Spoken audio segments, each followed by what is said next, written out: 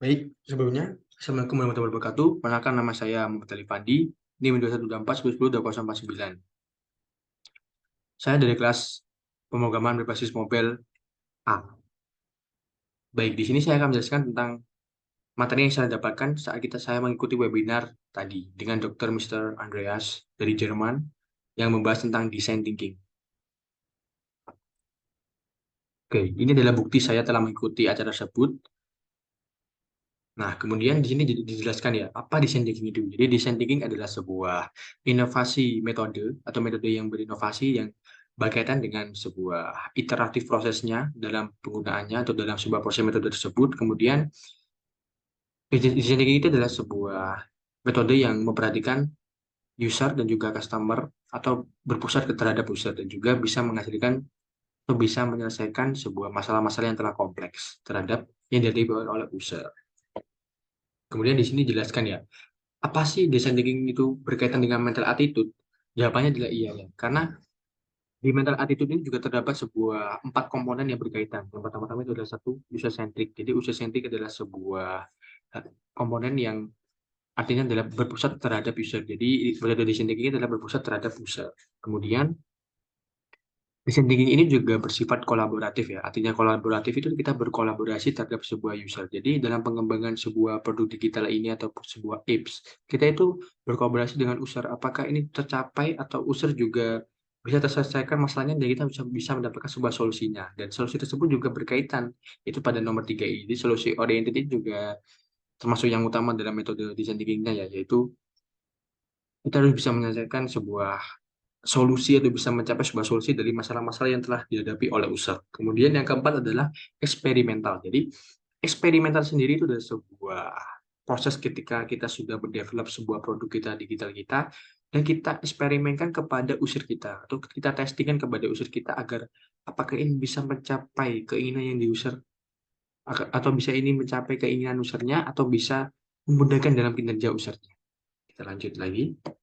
Di sini adalah sebuah basic prinsip ya. Jadi basic prinsip ini adalah membahas tentang prinsip-prinsip yang telah dianut oleh metode design thinking. Jadi prinsip yang selalu ditekan utama adalah sebuah prinsip yang berkaitan dengan user. Jadi user itu harus benar-benar mendapatkan sebuah experience-nya dalam penggunaan aplikasi ini dan benar-benar membantu dia dalam menyelesaikan masalah dan kita bisa menemukan solusinya dalam sebuah produk digital ini. Jadi itulah prinsip yang utama dari metode design thinking. Kemudian design thinking adalah is suitable for true problem class. Jadi apa sih yang dimaksud dengan design thinking is suitable for true problem class ini? Jadi design thinking ini menjelaskan bahwa ada 2 masalah utama yang terkait dengan design thinking ini. Jadi yang pertama itu adalah masalahnya itu adalah ambigu dan masalah itu tidak bisa diselesaikan. Kemudian masalah tersebut berkaitan dengan user. Itu adalah pasal yang kedua. Jadi masalah yang bisa kita ringkas itu adalah user mempunyai sebuah masalah yang tidak bisa diselesaikan dan juga bisa menggambar kinerja dari usernya. Jadi itu kita bisa menyelesaikannya dengan metode design thinking ini. Karena kenapa? Karena design thinking ini sendiri itu mempunyai sebuah alur flow yang memungkinkan kita mengikuti tahap-tahapannya. Pertama-tama itu kita mementingkan requirement dari user tersebut, kemudian di akhir sendiri kita juga memerlukan eh, apa ya, memerlukan bahwa ke keikutsertaan user tersebut dalam membangun sebuah solusi ini.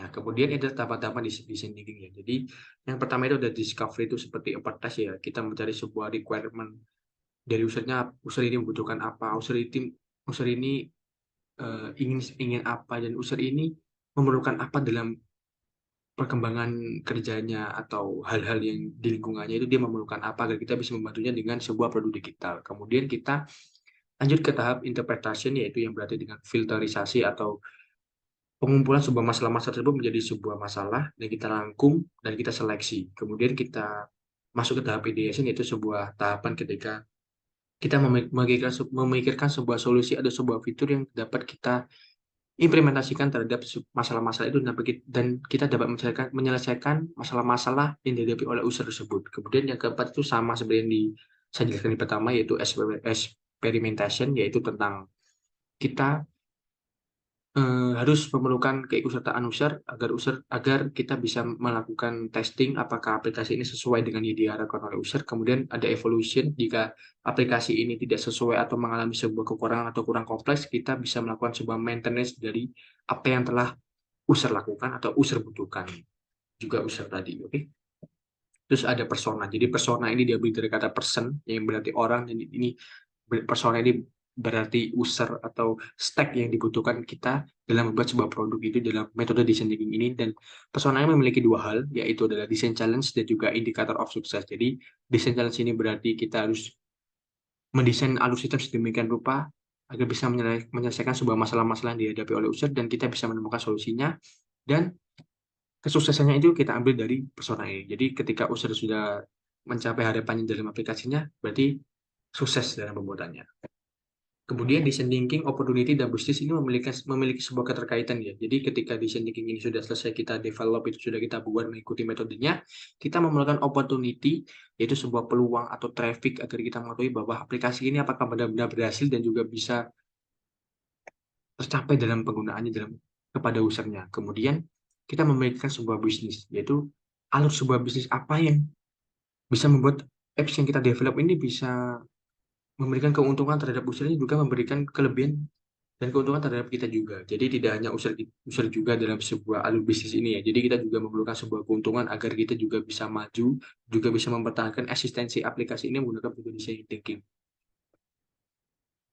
Nah, kemudian ada bisnis benefitnya. Bisnis benefit ini yang dimaksud adalah ketika kita sudah melakukan sebuah metode bisnis dan juga sudah buat sebuah bisnis model canvas ya. Bisnis model canvas ini merupakan sebuah metode yang saling berkaitan dengan metode design thinking, yaitu memerlukan user dalam penggunaannya, juga memerlukan lingkungan-lingkungan atau environment sekitar agar kita bisa menghasilkan sebuah keuntungan yang kita harapkan dari aplikasi yang telah kita develop tersebut atau yang telah kita deploy.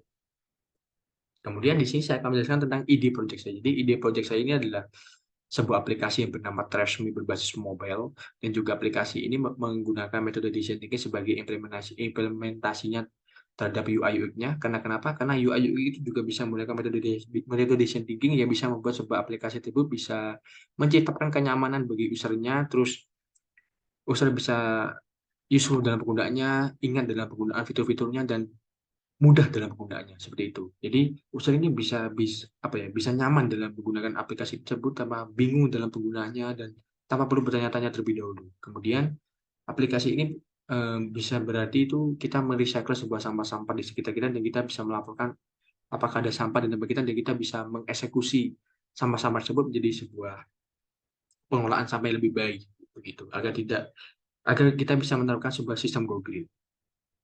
Dan juga yang paling utama adalah keinginan user bisa tercapai. Kemudian terima kasih. Itu saja dari yang bisa saya sampaikan. Misalnya saya ada salah, saya mohon maaf.